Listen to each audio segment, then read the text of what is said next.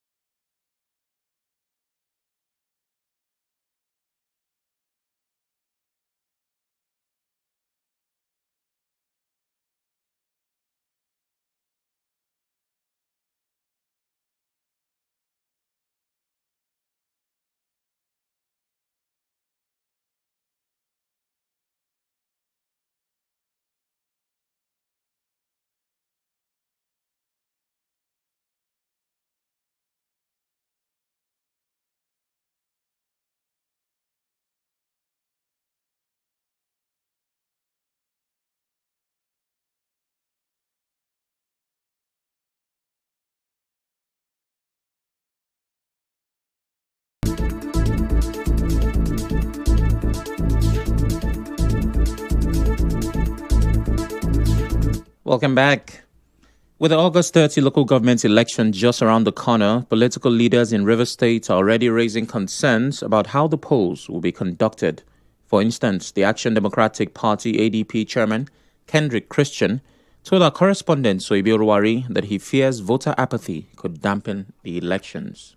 Basically, what we are concerned about as a party is that the will of the people should come to bear. And that can only be possible if people come out to vote. So these people have been known as people who always want to speak through their votes. So if they don't come out and vote, we're not going to have a good election. So we're begging that people come out and vote. My only concern, my only worry is that we're not going to have a good turnout, and we are praying against that. That's all.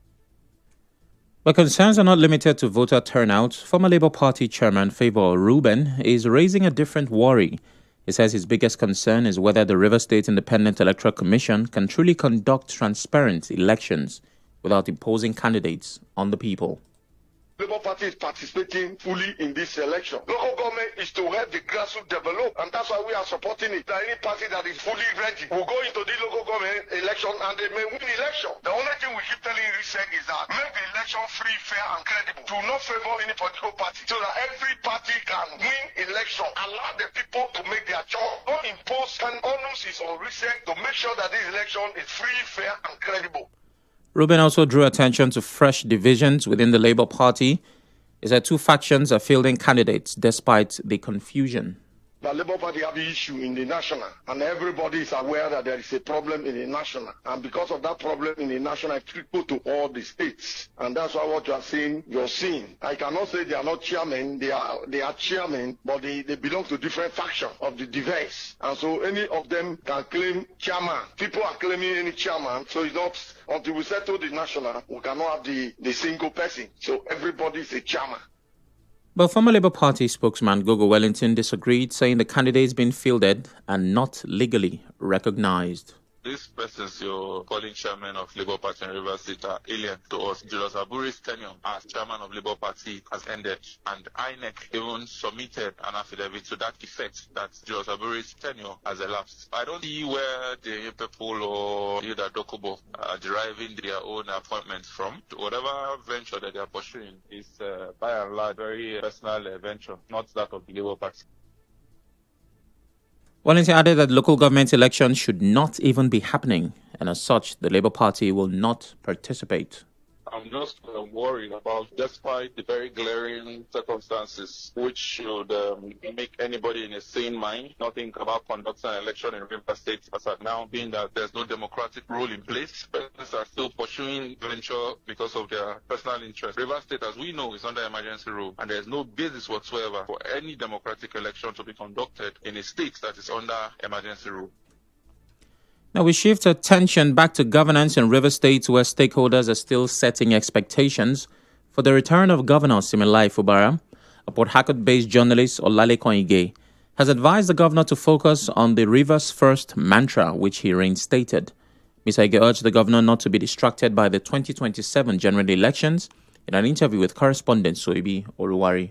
So I don't see any reason why or anybody should get aggrieved. He has spoken, and I'm sure his supporters will understand. There are so much opportunities available to be able to carry his supporters along. So I don't think anybody will or gnash their teeth when he comes back. I think it's for him to get governance back on track and ensure that you finish the projects you have started. It's a lot of projects. One of them is the ring road. Ige also called and advised the governor to ensure that on his return, he should endeavor to complete most of the projects he started before the emergency rule in the state. The governor should focus on his major mantra was Rivers First. He should continue with that mantra. He needs to focus on education, on healthcare, on infrastructural development, on capacity building. It's for him to continue in that trajectory and ensure that he fulfills at least the vast majority of his vision for Rivers people. Immediately comes back and not dissipate the energy on any other political maneuvering and all of that. At the same time, political analyst Dr. Obinna Wadim said the governor should not let the recent political crisis influence how he governs. In all fairness, I wouldn't say that the average Rivers man has seen any tangible thing. You saw that a lot of things within the government, it truncated what was ongoing. Lots of contracts that were awarded by the suspended governor stopped. There is a big difference between what is happening now and what would have happened when the democratic structure was on ground. Dr. Wadim, however, expressed disappointment that development in the state has been slow during the emergency period. On the other hand, public affairs analyst Obinwa Akanwo is not expecting much from the governor when he returns.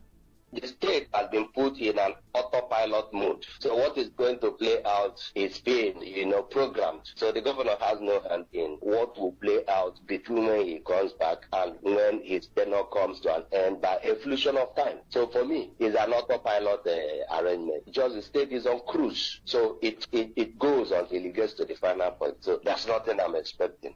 Mr. Akanwo said the suspended governor has been boxed into a corner and that less development should be expected.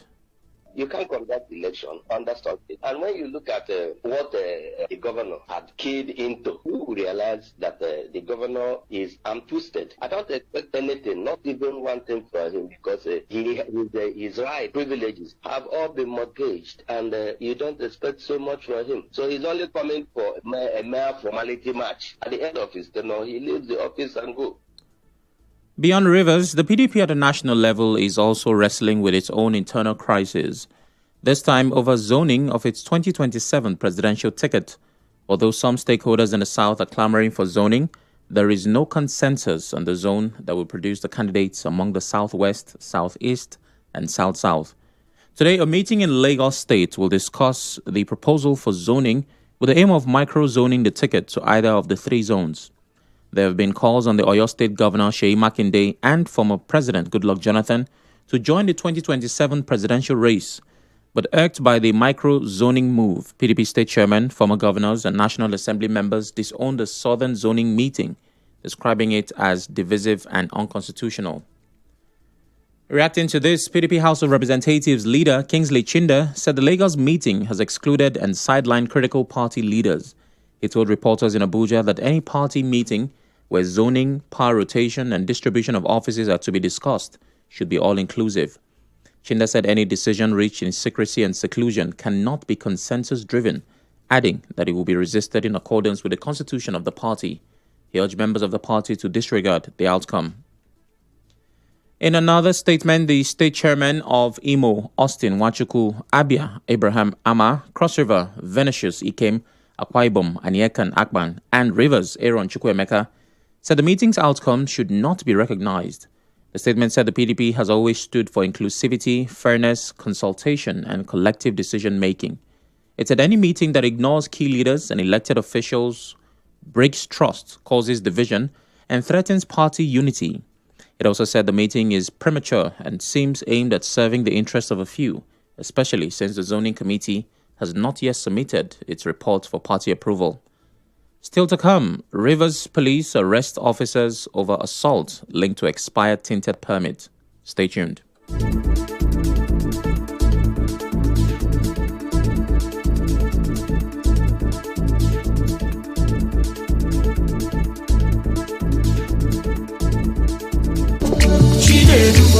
Chinedu.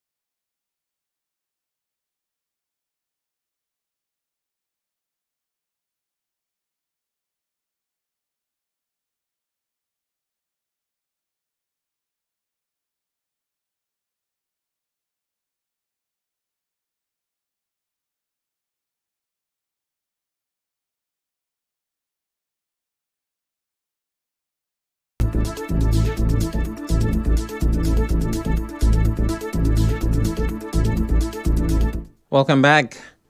At a time when Nigerians are struggling with rising costs, there are fresh concerns about plans to review the pay of political office holders. A public affairs analyst has slammed such plans by the Revenue Mobilization, Allocation and Fiscal Commission. In an interview with our correspondent, Emeka Otuka, Mr. Ojo called the move an insult to ordinary Nigerians and a clear case of misplaced priorities. He said it is absurd for public officials to claim their pay is outdated when they already enjoy multiple allowances, while most citizens earn far less. This is a government that do not think about the people. People are suffocating and we still want them to further suffocate. This is not necessary. It's like we are fetching water from the well and pumping it to the ocean. I think the major concern of anybody in government now is insecurity, poverty, health, education, and to make sure Nigerians smile. Mr. Ojo also urged the Nigeria Labour Congress and Trade Union Congress to act on their responsibilities. However, he expressed doubt that President Bola Tinubu would approve the proposal. As you may know, the RMAFC started a strategic retreat in Kano State today to review the salaries of political office holders in Nigeria. Meanwhile, in the aviation sector, the Nigeria Civil Aviation Authority, NCAA, has begun a formal investigation into the recent altercation between passenger Comfort Emansin and members of the Ibom air crew. The authority spokesperson, Michael Achumugu, in a post on X, said part of the probe, NCAA officials on Wednesday met in Abuja with Julie Edwards, who is a key figure in the incident alongside other crew members who were directly involved. The controversy stems from a viral video showing Ibom Air officials manhandling Emansin after she allegedly that students across Nigeria could face disruptions to their academic calendar and delays in completing their courses. This is because ASU is threatening a nationwide strike. ASU said the federal government has failed to honor long-standing agreements on funding and revitalizing public universities. Speaking at a press conference at the University of Jos today, ASU President Christopher Piwuna said lecturers have faced over 2 years of broken promises and delayed tactics. He listed unresolved issues, including renegotiating the 2009 ASU FGN agreement, unpaid salary arrears, withheld promotions, and welfare of retired lecturers. And back here in Rivers, the Rivers State Police Command has confirmed that the officers seen in the viral video assaulting a man in Port Harcourt have been arrested and detained. The victim claimed he was brutally attacked after refusing to pay 1 million naira over an expired tinted permit. Police spokesperson Grace Iringekoko said the officers are now in custody and facing disciplinary action. She added that the Commissioner of Police CP Olugbenga Adepoju has ordered a full-scale investigation and assigned the CP monitoring team to handle the case. She assured the public that the command is committed to professionalism and accountability in policing and promised that the outcome of the investigation will be made public.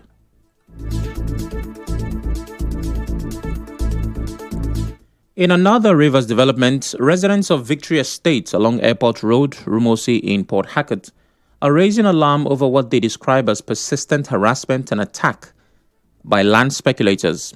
They claim the group is aided by armed cultists and allegedly shielded by some police officers, and that their properties have been illegally demolished.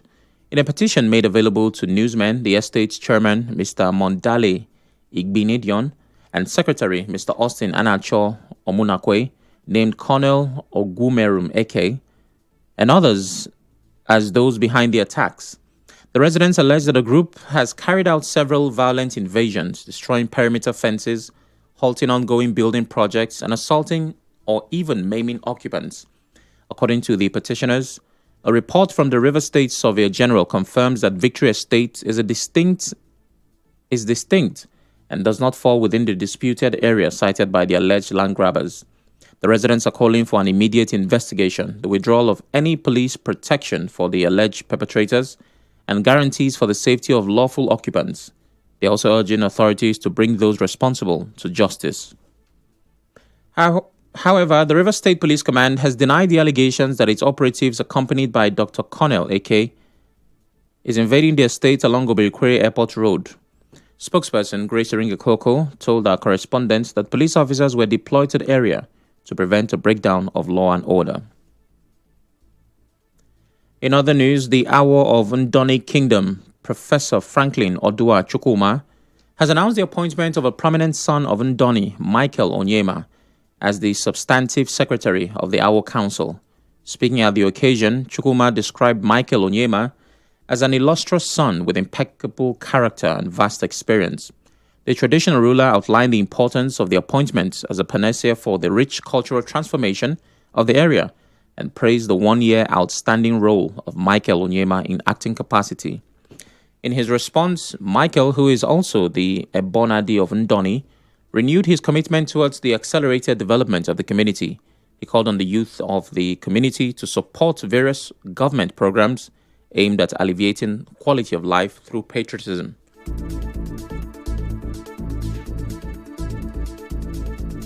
On the international scene, Sudan's army has denied bombing a World Food Programme convoy taking aid to a famine-hit area in the country's Darfur region.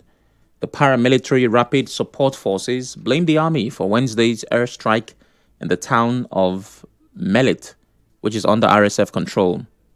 A UN agency said a drone hit the convoy and 3 lorries in the 16-vehicle convoy caught fire and were destroyed. It said all staff traveling in the convoy are safe. The RSF does not have an air force. Both sides use drones. The attack is the latest in a string of assaults on humanitarian operations in Sudan.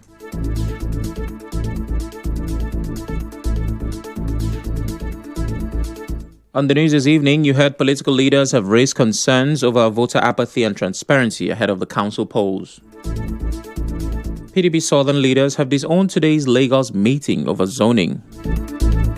The River State Police Command has arrested officers over an assault linked to expired tinted permit. ASU has threatened fresh strikes. On the foreign scene, Sudan's army has denied bombing a convoy taking aid to famine-hit area. The news was edited by Martha Okere. To reach the news team, send an SMS or WhatsApp to 0808 721 7215. I'm Sam Chinedu. Thanks for listening.